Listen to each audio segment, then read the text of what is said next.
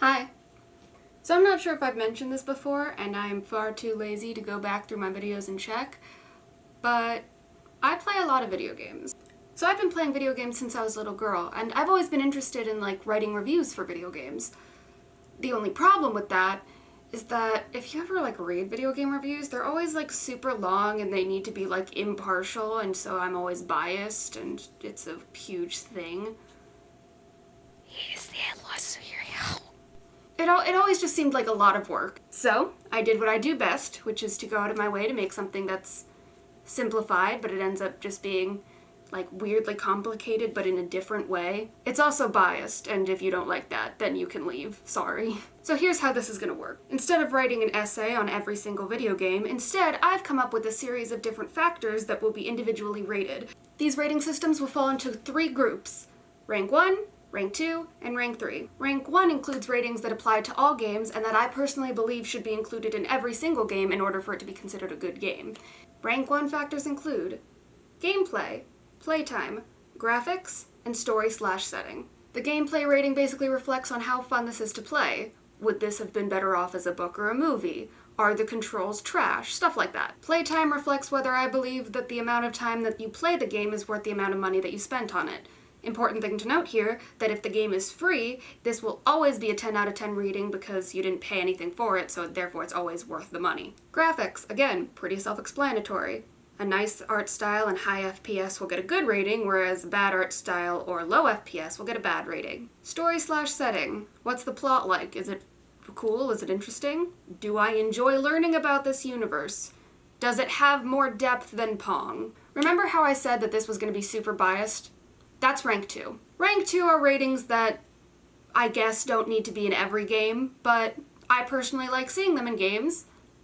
So I'm rating the games based off of them because this is my YouTube channel. The rank 2 factors are character relatability and achievements. Character relatability depends on how I, specifically, identify with the protagonist. How the character looks, talks, acts, that'll all affect the score. Obviously, customizable characters will have a higher rating in this regard than non-customizable characters. The achievements rating is not only based on how many achievements the game has, but also if they're fun to unlock. Achievements should be fulfilling to get, and they should also vary in difficulty. If you have an achievement for starting and finishing the game, that also doesn't count. Rank 3 factors don't actually apply to all games, and they'll pop up every now and then depending on the kind of game that I'm reviewing. Rank 3 includes the humor factor, the cry factor, and the fear factor. This is pretty self-explanatory, so I'll make it quick. Humor factor. If you're trying to make me laugh, make me laugh. Fear factor. If you're trying to scare me, scare me. Cry factor. If you're trying to make me cry, make me cry. This one in particular is not difficult. Before we actually get started, I think it's important to note that the games that I picked out were completely random. The only factors that I kept in mind is that I tried to have a pretty mixed bag just because that felt like the right thing to do, I guess. And I also limited the games to the games that I've played on Steam because... oh, yeah. Spoiler alert.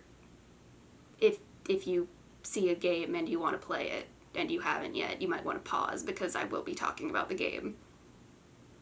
Okay, we good?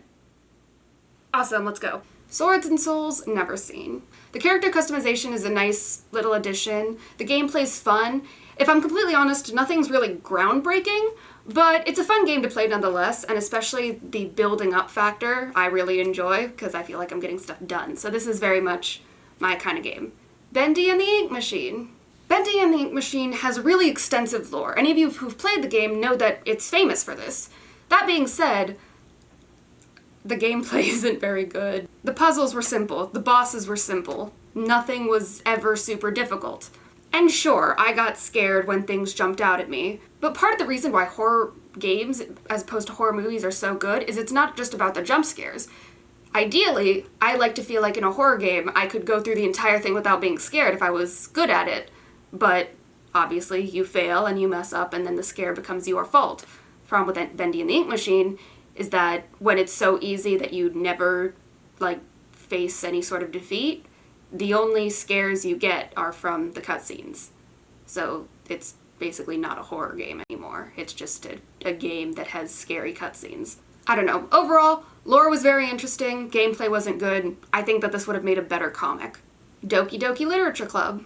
I'm sure everybody has played this game already, but if you haven't for some reason, I'm gonna go ahead and suggest that you pause this video and go play it before watching this review. It is free, and it is good. Alright, are you gone? Let's get into the review. This game scared the bejesus out of me. I didn't know what was gonna happen going in, but as most people are, I was pretty suspicious that it was going to have some elements of horror in it. Not only because it was highly suggested to me by a bunch of my friends, but also from the not-so-subtle, this game is not suitable for children or easily frightened people that shows up at the end of the trailer and at the beginning of the game. But the characters are so fun, and like going in, you just completely forget that there's any sort of horror element, and so when the twist finally comes, it caught me so off guard, scared the bejesus out of me. I've also always loved meta horror games for that character relatability thing. I always feel like I can get more involved. So yeah, meta horror game, really good. I'm gonna geek out about this one. Yeah. Woo! Human Resource Machine. The game is actually really okay, but here's where I'm gonna ask you to bear with me. Math. The story is really good, the humor is quaint, it's a fun game to play, but like, after a while, it just feels like math. I've got a bunch of friends who really enjoy doing math, and so they like this game. I do not enjoy doing math, but the story is good, and like if you're a math person, this game might be for you. And yeah, it was easier when it was just logic, but then at some point it becomes math. South Park: The Stick of Truth. This game is awesome. It is funny, it is fun to play, I like the character customization, I like the story, I like the show too, and even if you don't like the show, I feel like you can enjoy this game, and if you like the show, it makes it that much better. Overall, it's just a good game. Points off on the achievement section, because even though I did enjoy the achievements enough to go through the game 3 times to get all of them, it didn't give me one of them, even though I know for a fact that I would have unlocked it, and I googled it, and it's apparently a glitch, and I'm not going through the entire game to get it again. South Park: The Fractured But Whole. This basically took everything that was good about the first game and just made it better. I think the thing that I got the most excited about for this game was the character customization, and if you don't know what I'm talking about, Google it. It's so good, and it felt so immersive, and the characters were funny, and I'm geeking out. I have unlocked every achievement and played through all of the DLC. I am a little obsessed. Surgeon Simulator. Just to be clear, I am only talking about the Steam version of this game, I'm not talking about the VR Surgeon Simulator. I get the appeal of this game, and this is another one that I don't think is a bad game, I just don't think it's my kind of game. I enjoy it to an extent, the gameplay is alright, and it's funny sometimes, I'll admit, but without any kind of strong story, it just doesn't appeal to me. As you can probably have gathered from the kinds of reviews that I've written, I'm big into the plot-driven games as opposed to these kind of games. But with all that being said, I do enjoy the achievement hunting, and occasionally if I have nothing else to play and I'm not in the mood to buy a new game, I'll go through and try to get some of the achievements. And it also doesn't cost that much. And a lot of people really enjoy this game, so yeah, really, it's about what's your cup of tea. It's just not mine. Half-Life 1. The only reason that I played Half-Life 1 was because I wanted to play Half-Life 2, and even though everyone told me that I didn't have to play Half-Life 1 in order for Half-Life 2 to make sense, I didn't listen to them because I'm weird. This review feels weird because I just feel like I came too late. The gameplay feels stale, the graphics, and specifically the frame rate, is garbage, but it's not the game's fault. It's an old game.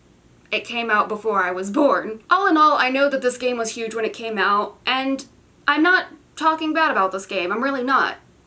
I'm just too late for it. Alright, that's quite enough of that. Let me know in the comments if you agreed or disagreed with any of my, ratings. Also, let me know in the comments if you'd be interested in seeing another one of these. I have played many a video game, and this was fun to write, so I would happily do this again. Also, if you do, go in the comments, would you be nice, please? Because I know some people get really riled up about video games, and I made it clear at the beginning that this was just my personal opinion, and you don't have to agree with it. Please don't hate me just because I said that your favorite game was bad. Thanks for watching, bye!